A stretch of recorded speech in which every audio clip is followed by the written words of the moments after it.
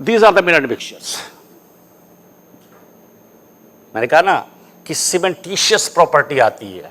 ये आपको देखिए, आप फ्लाई ऐश को अगर वैसे रख देंगे तो उसमें स्ट्रेंथ नहीं आएगी, लेकिन उसको आप सीमेंट के साथ मिक्स कर देंगे, जो सीमेंट में लाइम है, जो लाइम लीच होकर बाहर आता है, उससे जब उसका रिएक्शन होता है तो फ्लाई ऐश भी आपको बाइंडिंग प्रॉपर्टी देता है। तो एक तो फ्लाई ऐश या जीजीबीएस जो भी आपका मिनरल मिक्सचर है, इसको यूज करने से ओवरऑल आपकी सीमेंट की कॉस्ट रिड्यूस हो जाएगी और जो उसकी ड्यूरेबिलिटी है कंक्रीट की वो इनहांस हो जाएगी, इंप्रूव हो जाएगी। Okay, so this is fly ash, silica fume and GGBS. Metakaolin वगैरह भी है, लेकिन कॉमनली हम ये फ्लाई ऐश, सिलिका फ्यूम या जीजीबीएस यूज करते हैं। And the fly ash is generally used in 2 different ways. चाहे आप फ्लाई ऐश कह लीजिए या जीजीबीएस भी आप कह सकते हैं। 2 तरीके हैं, या तो एज ए सीमेंट आप ले सकते हैं, okay, through use of blended cement. It may be PPC और पीएससी, और it can be directly added into the concrete at the time of mixing. अब ये आपके हाथ में है, आप क्या करना चाहते हैं, एज ए सीमेंट लेंगे या साइड पे आप मिक्स करना चाहते हैं। इकोनॉमी कहां आएगी, इसको भी आपको स्टडी करना है, राइट। फ्लाई ऐश 2 तरह की होती हैं, calcareous fly ash and siliceous. हमारे यहां सिलिशियस फ्लाई ऐश अवेलेबल है। कैलकेरियस किसे बोलेंगे, कैलकेरियस जिसमें आपका रिएक्टिव कैल्शियम ऑक्साइड 10% से ऊपर है, that is calcareous fly ash. और सिलिशियस में जो रिएक्टिव कैल्शियम ऑक्साइड होता है वो 10% से कम होता है। फ्लाई ऐश भी आप यूज करें अगर आप साइट पे, तो आपको ये एश्योर करना है कि fly ash should meet the specification as laid down in its this standard, that is IS 3812:2013. These are the chemical parameters for siliceous fly ash and calcareous fly ash. आपको जो भी फ्लाई ऐश यूज करें उसके chemical test करवाने हैं। Chemical test में आपको देखना है कि SiO2 plus Al2O3 plus Fe2O3 70 से कम नहीं होना चाहिए, 70% से। Similarly SiO2 minimum 35%, MgO maximum 5%। Okay, तो आप फ्लाई ऐश टेस्ट कराइए, chemical test, and all this parameter should be studied, और ये चेक करना है कि रिक्वायर्ड पैरामीटर मीट करते हैं या नहीं करते हैं।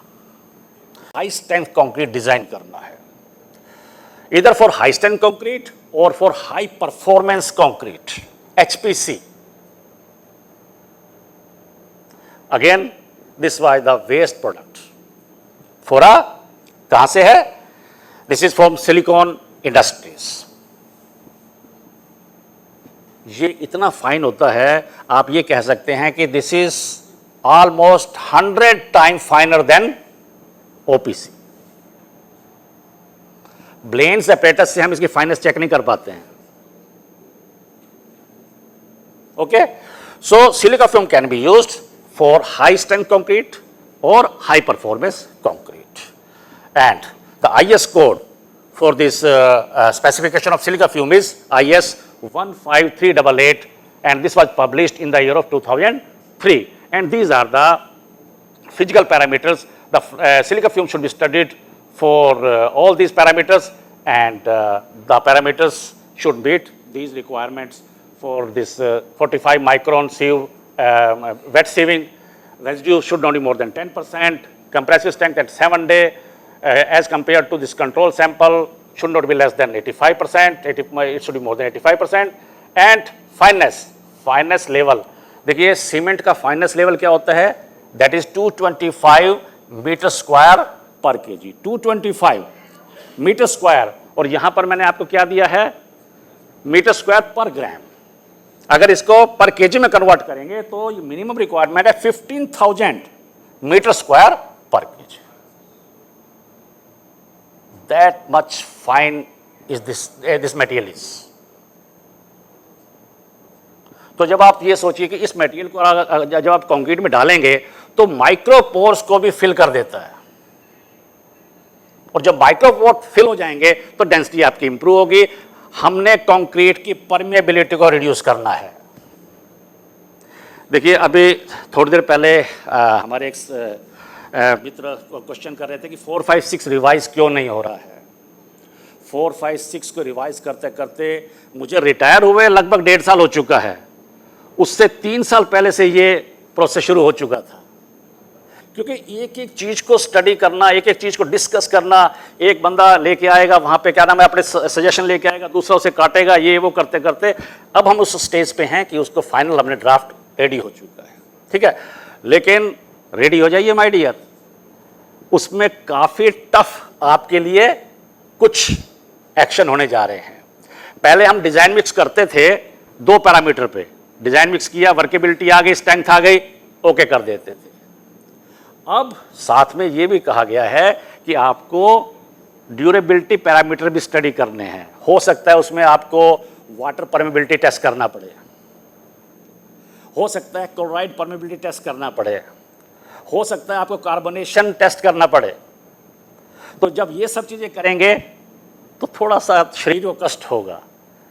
ये भी कहा जाएगा अरे बहुत टाइम लगा रहे हैं आप डिजाइन मिक्स करने में, लेकिन ये आपके स्ट्रक्चर की हेल्थ के लिए जो ये एक्शन लिया जा रहा है, ये एक अच्छी बात है, क्योंकि हमें ये जो परमेबिलिटी पैरामीटर्स हैं इनको भी स्टडी करना चाहिए कि जो आपने डिजाइन मिक्स किया है कि उसकी परमेबिलिटी क्या है। क्योंकि स्टील, जो कंक्रीट के अंदर स्टील है, वो तो तभी प्रोटेक्ट होगा ना, जितने कम परमेबिलिटी होगी बाहर से उतने ही कम जो हार्मफुल जो सब्सटेंस है अंदर एंटर करेंगे। पोरोसिटी हाई होगी उतने ही तेजी से एंटर करेंगे, स्टील को रस्टिंग होगी, स्टील रस्टिंग हुआ तो स्ट्रक्चर खत्म हो जाएगा। सर, ये सिलिका फ्यूम्स में क्या सीमेंटियस प्रॉपर्टी भी होती है सर? हाथ खड़ा कीजिए पहले, कहाँ पे? हाँ जी, हाँ जी, हाँ जी। सर, ये सिलिका फ्यूम्स में सीमेंटियस प्रॉपर्टी भी होती है क्या सर? बिल्कुल है। जैसे फ्लाई ऐश में इटसेल्फ तो नहीं है, जब सीमेंट के साथ मिलता नहीं है, इटसेल्फ नहीं है, तो जैसे सिलिका फ्यूम्स में कंप्रेसिव स्ट्रेंथ है 7 days, इसमें तो ऐड किया जाता है। हाँ, नहीं, इसमें तो केवल सिलिका फ्यूम्स का ही दिया हुआ कंप्रेसिव स्ट्रेंथ है 7 days। ना, ये जो ये रेडी किया जाता है ना, सिलिका फ्यूम प्लस ओपीसी का ब्लेंड एक तैयार किया जाता है, ब्लेंडेड, देन कंपेयर किया जाता है नीट सीमेंट के साथ। इसका अपना वो नहीं है, ठीक है।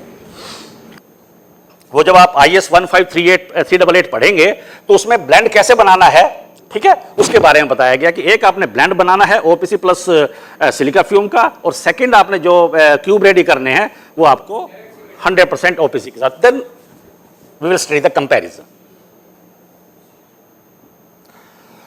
And the recommended dose of this microsilica is 5 to 10% for general conditions. But for ultra high strength concrete, we can increase this dose. You can use this microsilica for ultra high strength concrete even up to 20%. लेकिन जैसे जैसे आप माइक्रोसिलिका increase करते जाएंगे आपकी water demand बढ़ती चली जाएगी। अब लेकिन मैंने कहा ना कि वाटर डिमांड को आपको कंट्रोल करना है। वाटर डिमांड को कंट्रोल करना आप सीख जाएंगे तो आप वर्ल्ड के बेस्ट इंजीनियर बन जाएंगे। वाटर को कंट्रोल कीजिए बस। ओके, सभी सुन रहे हैं ना? यस बोलिए जोर से। वाह, क्योंकि सोना नहीं है, आप अपने जोश को हाई रखिए थोड़ा सा, ठीक है, क्योंकि आज हम आपको जो भी बतलाएंगे दिल से बतलाएंगे, और यहां अगर आप भूल गए तो ये आपका नुकसान है। आप देख लीजिएगा इस चीज को, ओके। क्योंकि हम तो शायद हो सकता है कि शाम को 5 बजे 6 बजे वाइंड अप करके चले जाएंगे, लेकिन आने वाले टाइम के लिए आप याद रखेंगे कि हाँ, कुछ जो बतलाया गया था उसको हम यूज कर सकते हैं, इंप्लीमेंट कर सकते हैं उस चीज को, okay. So the recommended dose is 5 to 10% of this microsilica, and these are the chemical parameters, and this microsilica should be studied for all these parameters, और जो यहाँ पर मैंने आपको वैल्यूज दी हैं उनको मीट करना चाहिए। GGBS, again this is a waste product from the steel industry, लेकिन GGBS में भी सीमेंटिशियस प्रॉपर्टीज हैं, और सीमेंटिशियस प्रॉपर्टीज फ्लाई ऐश से भी बेटर है। सीमेंटिंग एफिशिएंसी फैक्टर अगर फ्लाई ऐश का 40% है तो GGBS का ऑलमोस्ट 80 to 90% कह लीजिए, okay. So this is non metallic product consisting of glass containing silicates and aluminates of lime. developed simultaneously with iron in blast this furnace obtained by rapidly chilling, यानी कि जो भी आपका वो उसमें से स्लैग निकलता है उसको इमीडिएटली पानी से ठंडा करना होता है, और फिर उसको आप चाहें तो एज ए एग्रीगेट आप यूज कर सकते हैं, अगर आप उसे ग्राइंड कर देंगे तो उसे आप एज ए सीमेंटिंग मटेरियल आप यूज कर सकते हैं.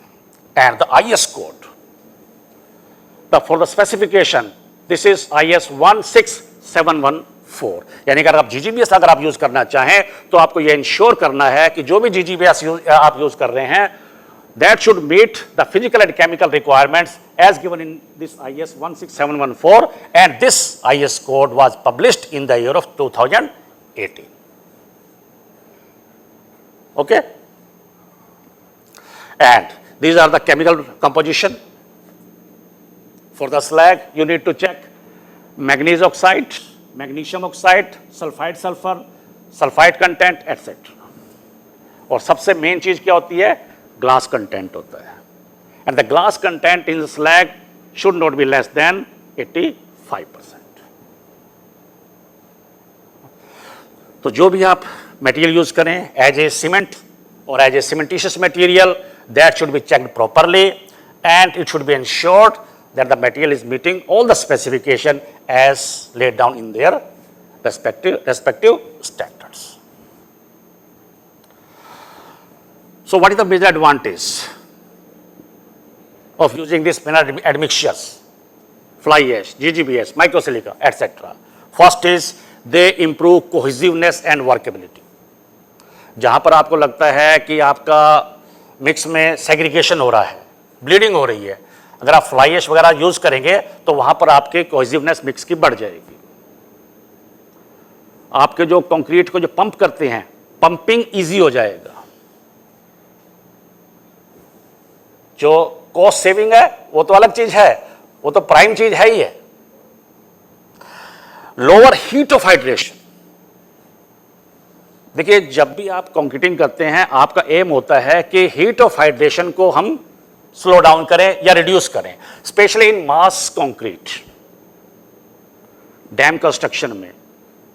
ठीक है, वहां पर क्योंकि बहुत क्वांटम होता है कंक्रीट का, तो जितनी ज्यादा कंक्रीट आप डालेंगे उतनी ही ज्यादा हीट डेवलप होगी कंक्रीट में, और हीट डेवलप होने से क्या होता है, सरफेस पे क्रैक्स डेवलप होने के चांसेस बढ़ जाते हैं. So we need to reduce the heat of hydration. अब कैसे हीट ऑफ हाइड्रेशन? अब हीट ऑफ हाइड्रेशन आपको जो बढ़ता कहां से है, जितना ज्यादा ओपीसी कंटेंट आप यूज करेंगे उतना ही हीट ऑफ हाइड्रेशन बढ़ जाएगा. जहां पर ये रिक्वायरमेंट है, डैम्स वगैरह में होता है कि हमें हीट ऑफ हाइड्रेशन को रिड्यूस करना है, तो वहां पर रिकमेंड किया जाता है कि आप लो हीट सीमेंट यूज कीजिए, पोर्टलैंड सीमेंट यूज कीजिए. अगर वो अवेलेबल नहीं है तो आप 33 ग्रेड यूज कीजिए, लेकिन उसके साथ आप फ्लाई ऐश यूज कीजिए. फ्लाई ऐश यूज करेंगे तो ऑटोमेटिकली आपकी सीमेंट कम हो जाएगी. ठीक है, और साथ में फिर हम रिकमेंड ये भी कर दें कि नहीं, फ्लाई ऐश के साथ साथ आप केमिकल एडमिक्सचर भी यूज कीजिए, सुपर प्लास्टिसाइजर. तो जैसे ही आप पानी कम करेंगे, पानी के साथ साथ आपके सीमेंट की डिमांड और कम हो जाएगी. तो ये कुछ इस तरह के पैरामीटर्स हैं. हाँ, एग्रीगेट का साइज बढ़ा देंगे. जैसे जैसे आप एग्रीगेट का साइज बढ़ाएंगे आपके सीमेंट की डिमांड भी कम होती चली जाएगी, क्योंकि एग्रीगेट का साइज बढ़ता है तो सरफेस एरिया क्या होता है, रिड्यूस होता है.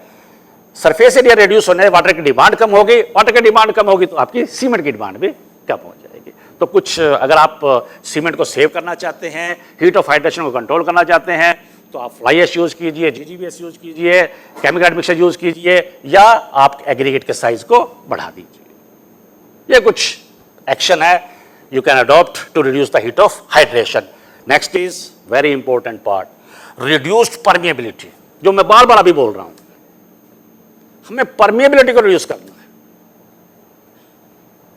Next, resistance to sulphate attack, resistance to chloride attack, reduced leaching. Normal OPC के केस में आप क्या देखते हैं, एक व्हाइट डिपॉजिट आ जाता है सरफेस पे, राइट. आप अगर आप पीपीसी, पीएससी या फ्लाई ऐश या GGBS यूज करेंगे along with this OPC, that problem can be contained. And resistance to alkali aggregate reaction. कभी सुना है alkali aggregate, ASR क्या होता है? ASR जिसने सुना है वो हाथ उठाए. Because this is very important property. Of aggregate. देखिए अगर आपका एग्रीगेट, अगर आपने एग्रीगेट ब्लाइंडली यूज किया, एएसआर हो सकता है आप सारे टेस्ट करवाते हो, एएसआर के लिए टेस्ट नहीं करवाया, तो इमीडिएट प्रॉब्लम दिखाई नहीं देगी स्ट्रक्चर में माय डियर। ये एएसआर के प्रॉब्लम आनी शुरू हो गई 5-10 साल के बाद स्ट्रक्चर में। तो हमें पहले आगे बढ़ेंगे तब आपको बतलाएंगे कि ये एएसआर क्या है, कौन कौन से टेस्ट एग्रीगेट्स पे होने चाहिए।